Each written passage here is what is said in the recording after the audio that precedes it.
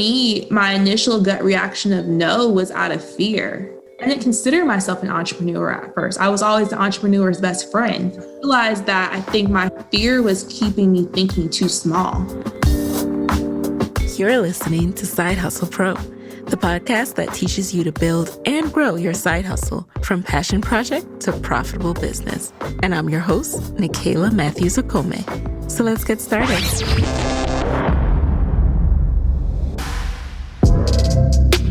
Hey guys, welcome back to the show. This is Nicaila here, and today in the guest chair, I have Jasmin Foster. Jasmin is the founder of Be Rooted, an inclusively designed stationery brand created to celebrate and uplift women of color. What I really love about Jasmin and her experience is that she started her career in retail on the buying side. And now here she is, someone who has landed as a product and business owner on the shelves of Target, the very company she started out working for. Today, she's going to share how the majority of her career in retail was pushing the boundaries of representation and inclusion, and how that led her to changing the face of the stationery industry with her company, Be Rooted. I really love what Jasmin had to share on everything from starting to even employing her parents now. So let's get right into it. Can you share a little bit about what led you to the retail path and what were the different jobs and experiences you had in retail? Yeah, of course. So I went to Indiana University and I was a marketing major to start off with. And I had this idea that I was going to work in advertising and live in New York and work on cool ad campaigns for Nike and get paid like $25,000 and have 4 roommates. And then Target came to campus and was like, have you ever thought of a career in retail? And in my head, retail jobs meant only store jobs. Like I never considered who were the people that made the decisions about what was put on shelf. And so after interning at Target and realizing that like you can have a pretty cool career doing retail as well, being a buyer, making the decisions of what Americans get to like buy every day, but also make a little bit more money and not have to have a roommate, I was like, I'm sold. So I started my career at Target. I've worked for Amazon. I've worked for General Mills. And I've worked back at Target. I did 2 stints at Target actually, but really all of it was in the retail buying space, mostly working with emerging categories and innovative spaces, trying to get the next best thing on shelf. And what does retail buying entail? Like, what did that actually mean when you were at Target? Yeah, so you meet with, 50 to 100 vendors a year and you see what are the newest products that they're going to launch for that year. And then you as a buyer get to pick which products makes the most sense for your store. And so it's a really cool job because if you think about the purchasing decisions that people make every single day, you get to kind of influence, what ends up on shelf and then thus what ends up in people's homes. But you also kind of get a peek under the cover of what's the newest and latest trends that these amazing brands are working on kind of before everyone else gets to see it in market. And so that was the really cool thing for me was, especially as I got more passionate about representation and inclusion in the multicultural space, was being able to be on the forefront of bringing multicultural beauty in a bigger way to Target, which was one of my last jobs there, was really focused on the multicultural beauty strategy. And so working with all the amazing dope Black founders that were pushing the boundaries of this space in this category that had often left Black women and brown women without products and considerations that worked for them. And so that was the really cool thing for me, is being able to provide excellent options for people on shelf. When did you start side hustling yourself? I left Target about 2 years ago to be on the front lines of the multicultural beauty industry working for a brand. And while being at the brand, I was one of 5 people at the time on the leadership team, really getting to see what were the ins and outs of building a business from the bottom up. And I've always considered myself the entrepreneur's friend. Like I'm the friend that entrepreneurs would come to ask for advice on, should I consider this, or what are your thoughts on that? And I never really thought that I would be one myself. But in the beginning of 2020, I had this idea, kind of stemming back to my old job, was I always felt like the home section, so either, wall decor, wall art, and stationery lacked representation. And I often had wondered, was a brand ever going to move into this space? Like, why were none of the big guys putting out designs that looked like me? Like, they were all very monolithic. And so after not seeing anyone else do it, I was like, well, why am I waiting for someone else to create this? Like, I can do this. And now I also have a little bit more insight into how you actually build a brand from the bottom up. And so I believe, taking the leap of faith of leaving corporate America to go work for a small brand gave me the courage to know that I too can do this, that I now understand the ins and outs of actually building a brand from scratch and what it takes to make it successful. Getting that feeling of I can do this is so important in this journey, isn't it? Like, really having it click that this is a person just like me, like behind every brand is a person and they're not any smarter than me, I can do this. So once you had that realization, did you have something in mind that you wanted to start, or did you just start to feel around with the idea of entrepreneurship? Yeah, so inclusion and representation, I always knew was my passion and my purpose. That has been really clear to me in the last 5 years. That's the journey that I've been on.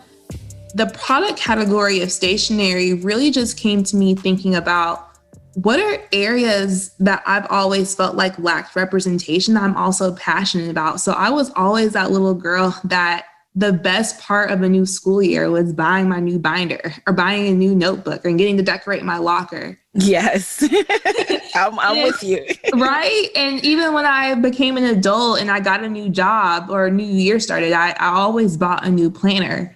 But when I made those purchases, I always felt like, gosh, like I'm picking something that is okay, but it wasn't exactly what I was looking for. Or, wow, why is there, there's these really cute designs of women on them, but like none of them look like me. And so kind of like it came to me overnight, just like brainstorming, like, what am I passionate about and how can I take my passion and my purpose and combine them together? And that's where Be Rooted was started from. It was a brand that was here to uplift and celebrate women of culture through inclusively designed stationery, while also wanting to be a brand that is putting positive messaging out into the space. Because that's also really important to me as well, is that it's not just about the inclusion, but being a brand that really uplifts Black women and women of color as well. Walk us through your first steps to get started. The first step was, okay, so I know I want to be in this product category, but like, how do you get this stuff made? Right. And so one, it was doing lots of research about this category, being a student in the business, getting smart about the operations pieces of it. How do I find a factory? What are the costing dynamics of this category? I'm not an artist by trade, to be clear. Like, I believe I have creative ideas, but I do not have creative hands. And so it was also, what is my plan going to be around getting other artists to believe in my brand? Like, why would someone want to come design for Be Rooted when they can go design for some of the bigger brands? But as I was doing more research, what I uncovered was that less than 1% of designers are African American across all industries. And actually, historically, they haven't been tapped in the stationery market to do a lot of work. And so a part of my brand ethos is to uplift Black artists and illustrators and provide outlets for them to also showcase their work through my brand. And I dream of one day having a whole staff of Black and brown designers that are just like cranking out amazing imagery. But it was really getting the nuts and bolts, back to your question, of who do I want my brand to be? What's important to me? And then how do I get it done? In addition to thinking through all of that, did you also investigate what it would require financially to get started? Oh yeah, I mean 1,000%. You know, when I said, understanding factories and how much does it cost to make products, and, what were some of the non-negotiables about things that I wanted to invest in early, and what were some things that I felt like could come later on. So like one thing that I don't think a lot of people know is that I actually launched my brand without a logo because I wanted to prove first that people wanted to buy my product. And Okay. so I was like, before I invest thousands of dollars into having someone create a logo, let me put the product out there. And I gave myself a sales goal. And I'm like, if I sell this many journals, I will then go back and invest in a logo, then go back and invest in product photography and all of these things. But I was like, I really wanted to have a proof of concept first before I invested in it. And I truly believe that the artwork and the mission would speak for itself. And then I would go back and invest. But of course, when you're bootstrapping everything yourself, you definitely have to understand the financials. And then the game changes when you have a mass retailer who wants to work with you, because that number game is much higher than just doing it yourself on your own website. And so at every point along the way, I've had to assess the financial risk, how much it would take for me to make it happen, and then make hard choices about what's important for now and what can I put on the back burner once I have more cash flow to work with. I love that. The reason why I love that is I talk a lot about the things that get us stuck, right? And the early phases, those are the places that we usually get stuck in. The early phases, minor decisions that don't mean a lot in the big scheme of things, that can always be changed, that can always be shifted. So I like that you went forward and you wanted to kind of prove out your idea. What did you learn from that process? No one noticed that I didn't have a logo. Like I comment, question, or concern about, hey sis, like what's the logo here? Where's your branding? But early on, I got a review from a dad who wrote, I bought 3 journals and I gifted them to my daughters. And when they opened up the box, their eyes lit up. And reading that review still gives me chills to this day, because that was the proof of concept that I wanted.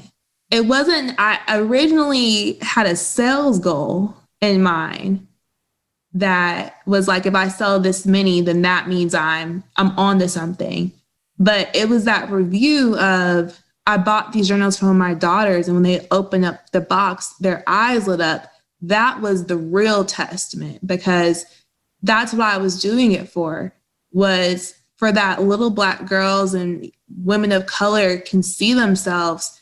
And that just instills a level of confidence that trumps any sales goal. And so that was my learning lesson in the early stages, was that forget the sales goal, it's the purpose. And you have to remember always that it's a mirror of your purpose and your passion, and then the product coming together that I think will make my brand successful.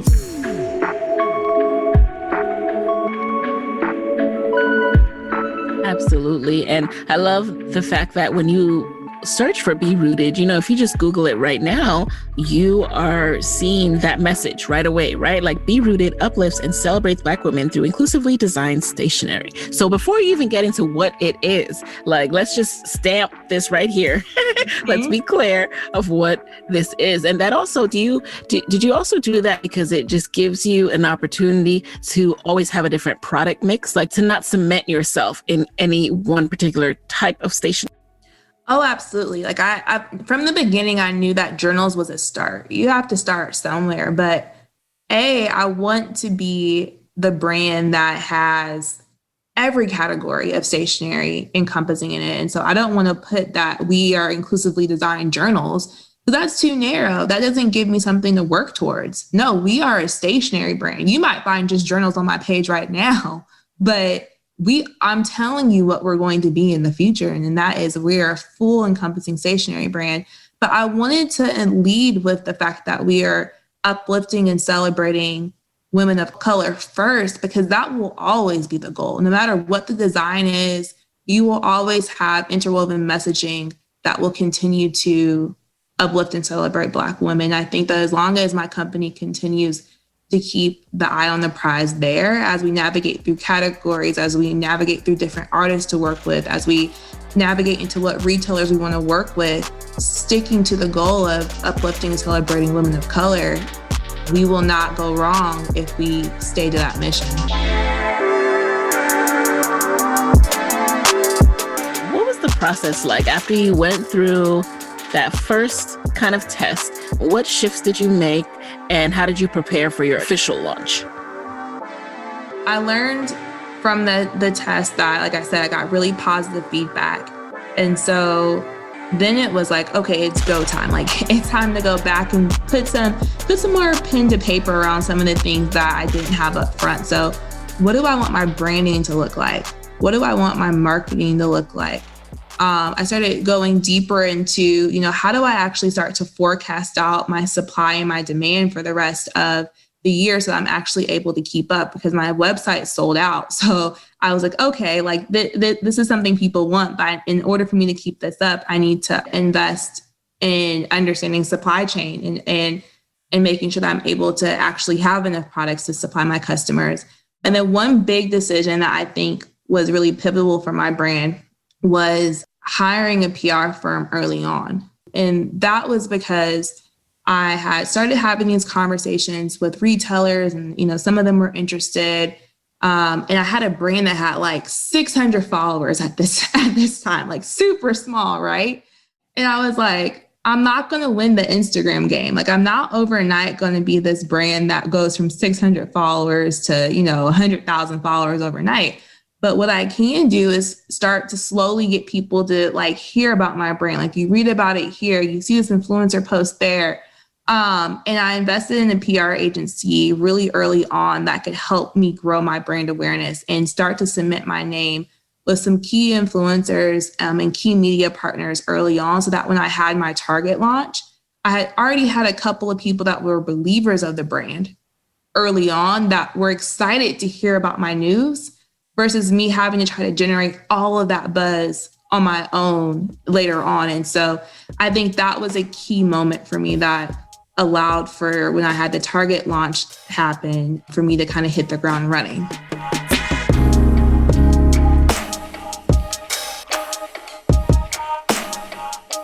So just so I kind of understand the timeline, how old was the business when you decided to hire a PR firm?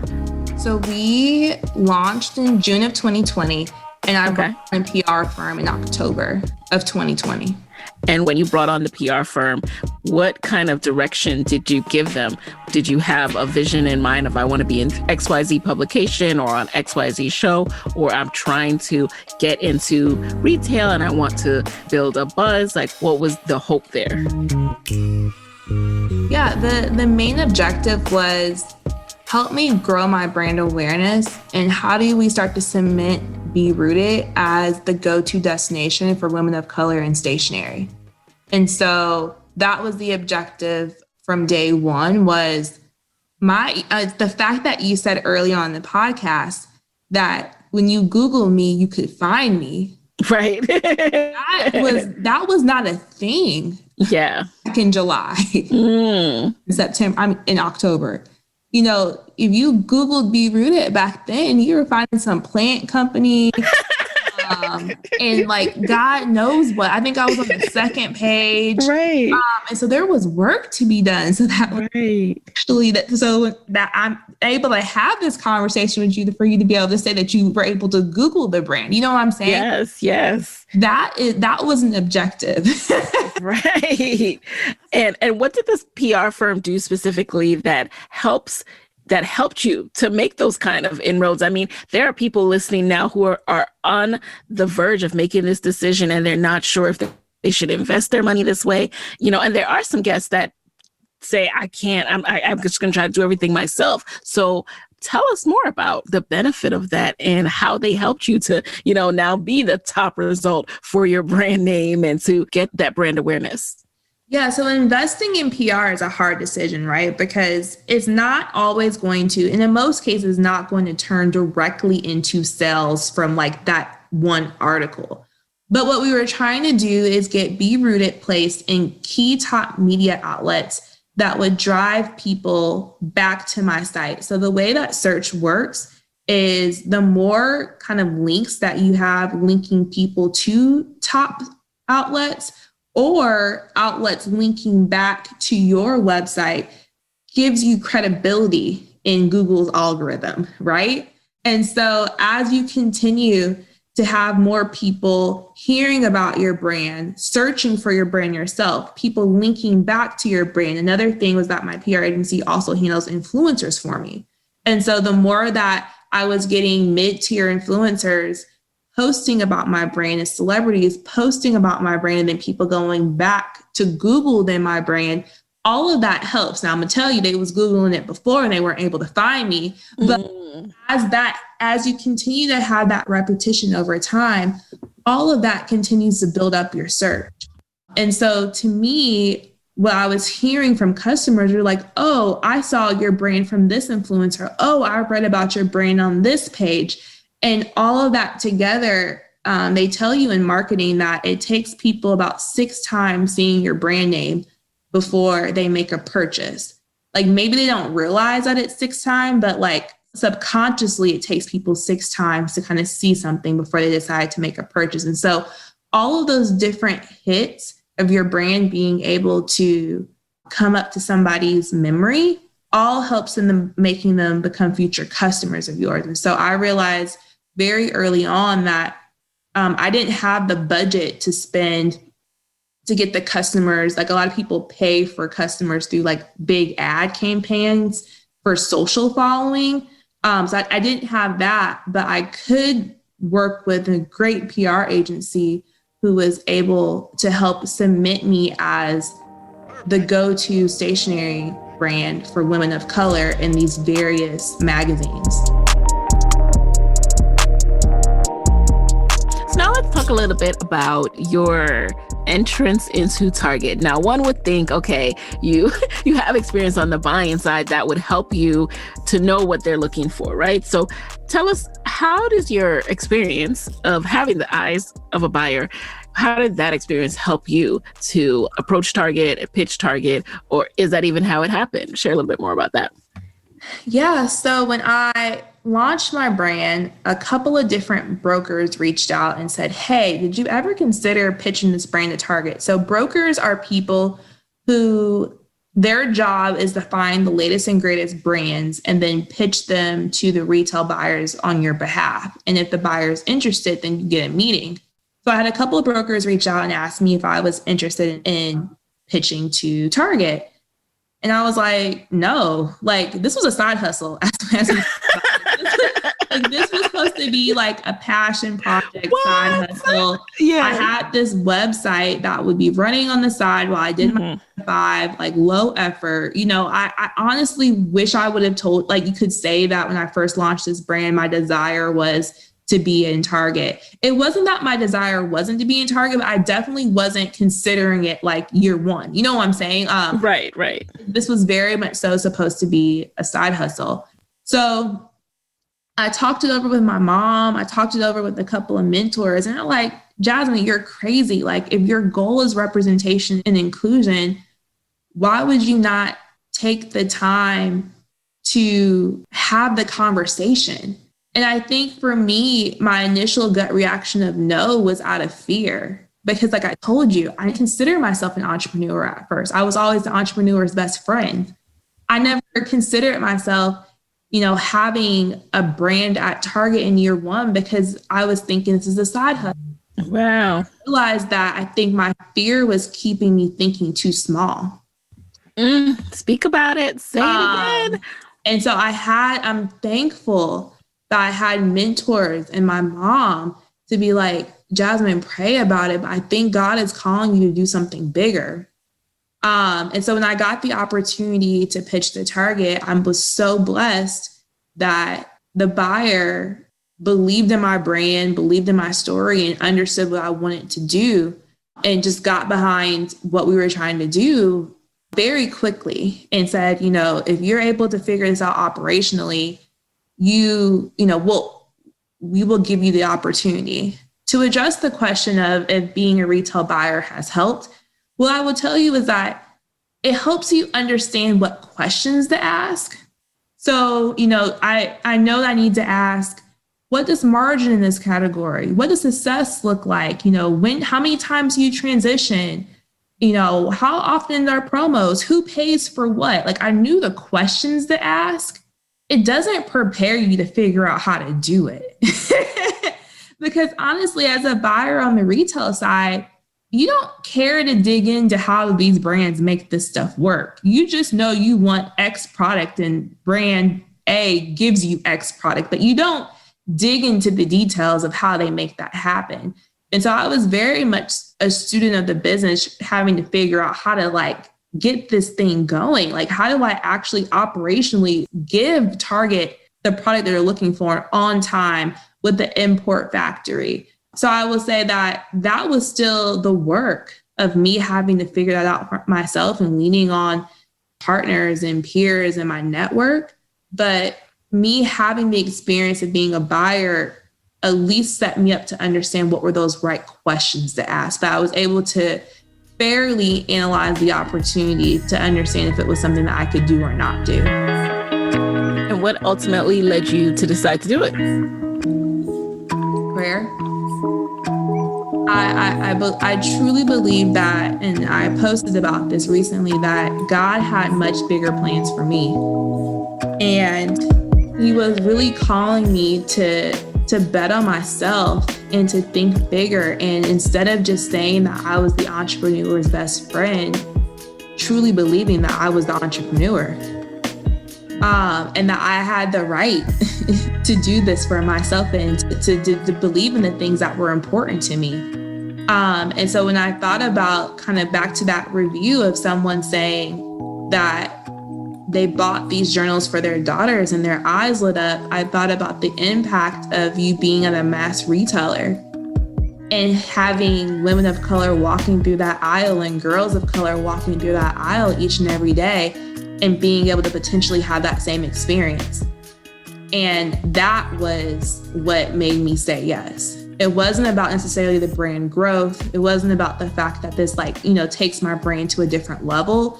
It was about being able to have greater impact faster. Of course, yes, with my website, I would continue to get eyes on it. But going into a mass retailer allows for you to get your eyes on your brand, 1,000 people walking down the aisle daily in a very different way than you hoping someone finds your brand through your efforts. And so that was what made me say yes, is remembering my why and thinking about the impact that I could have. One thing that stood out to me, you mentioned that this was something you wanted to do on the side and have it be low key, low effort.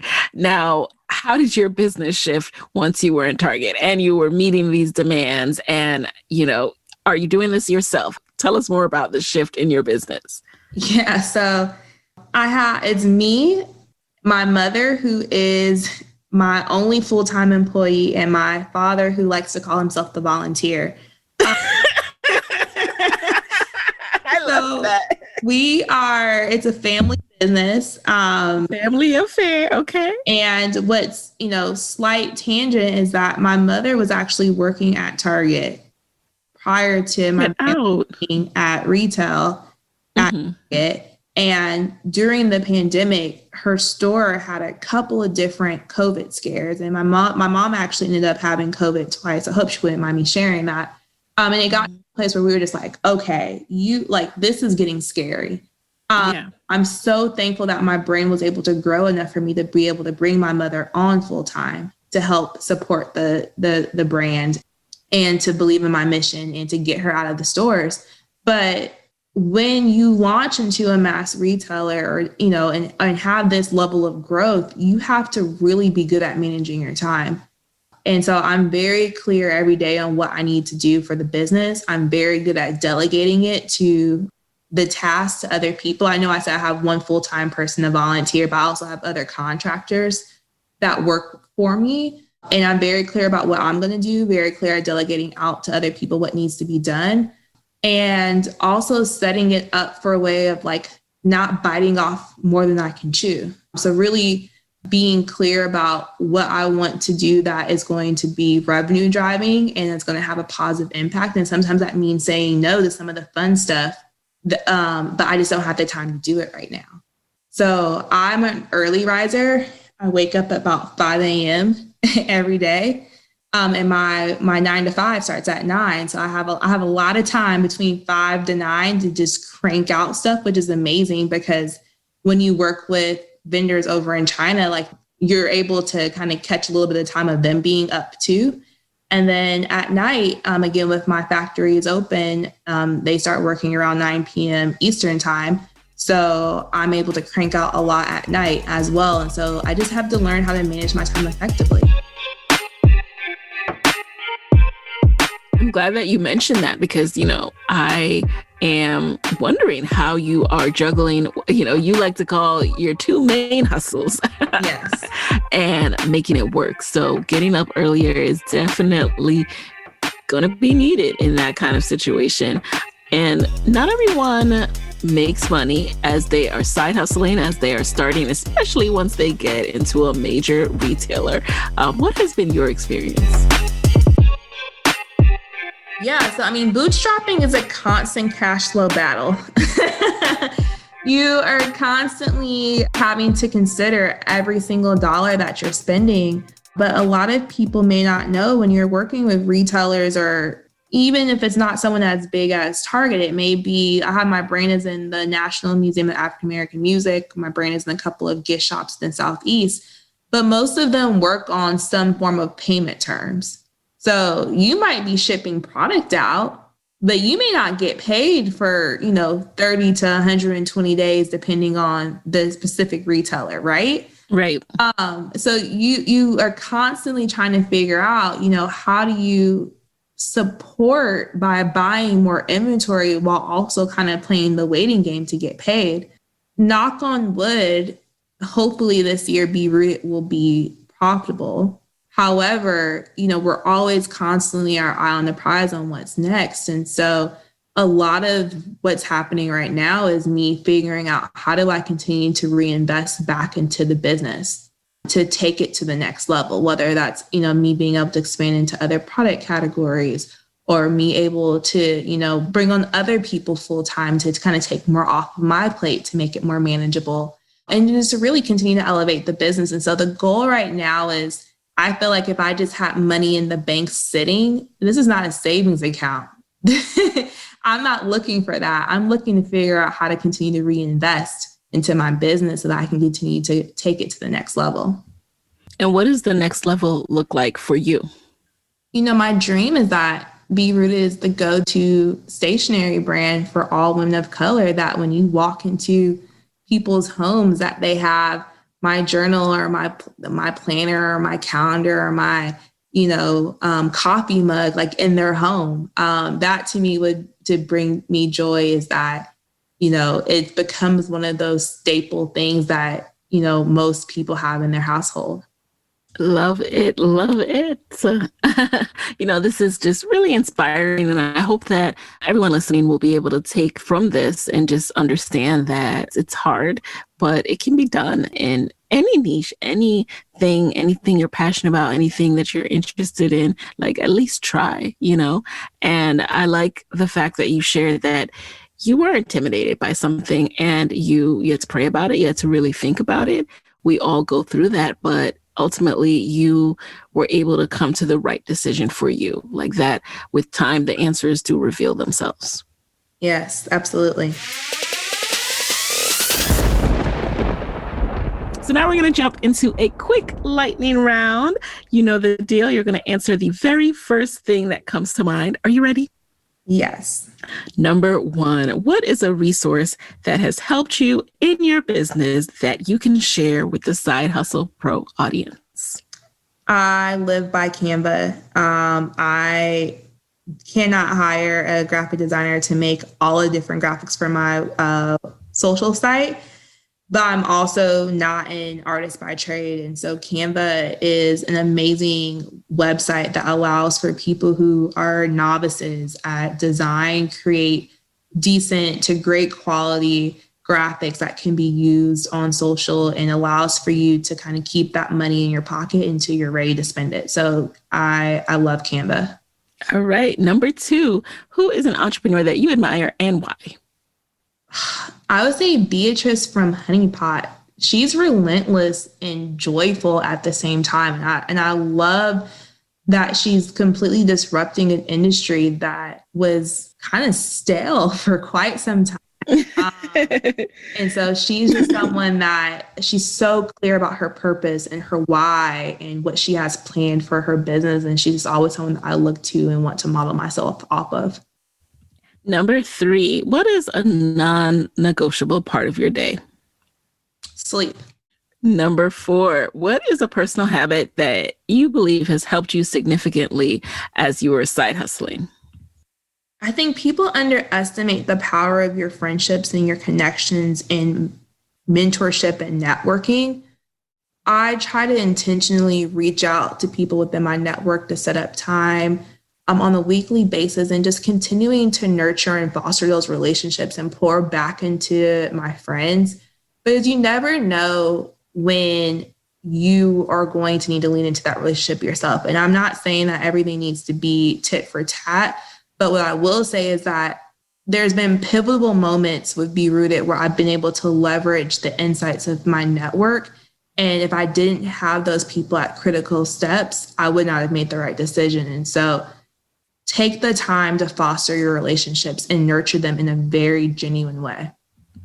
And finally, number 5, what is your parting advice for fellow Black women entrepreneurs who want to start their own business but are afraid of side hustling?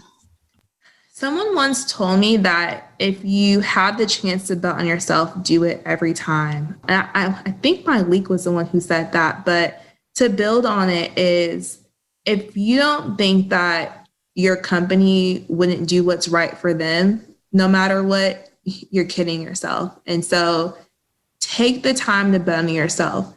But more than that, first figure out what you're passionate about and what's your purpose. Because if you're ordering your steps behind your passion and your purpose, you're going to hit 10 out of 10.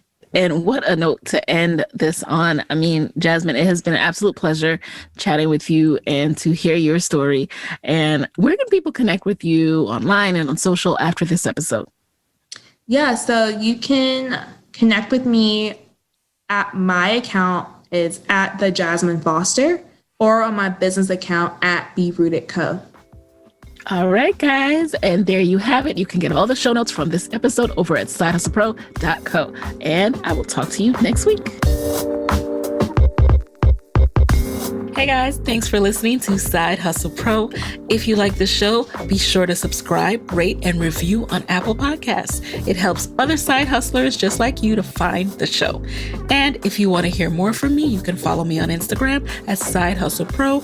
Plus, sign up for my 6-bullet Saturday newsletter at sidehustlepro.co/newsletter. When you sign up, you will receive weekly nuggets from me, including what I'm up to, personal lessons, and my business tip of the week. Again, that's sidehustlepro.co/newsletter to sign up.